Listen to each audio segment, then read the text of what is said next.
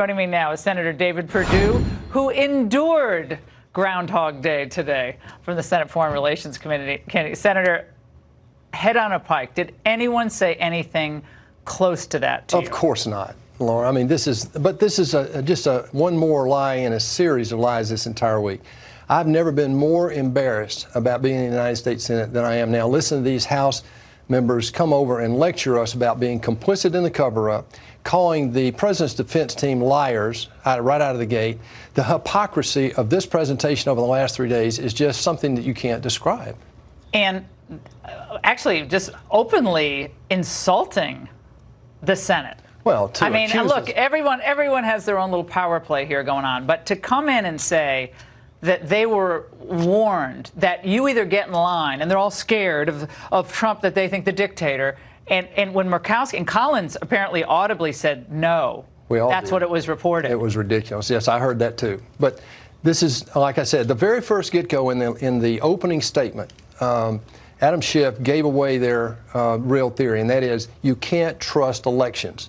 Therefore, we have impeachments. So anytime you have an opposing party that has a majority in the House and a different party in the White House, you're going to have an impeachment. Yeah, I mean, Schiff actually spoke to that. He did. Unwittingly, I think, today. He did. Watch. Do you think if we do nothing, it's going to stop now? It's not going to stop. The President just told one of the members of this body he still wants Biden investigated. It's not going to stop unless the Congress does something about it. I think we need to check on Adam Schiff tonight. He seemed a little uneasy there. Well, he's disappointed. What's he going to do tomorrow? He can't talk for 10 hours tomorrow.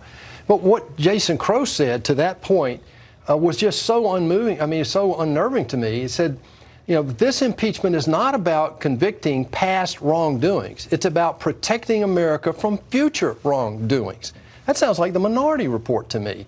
I mean, this is incredible what they're talking about, and they're going at something about this whole thing centers around Article 1, around motive.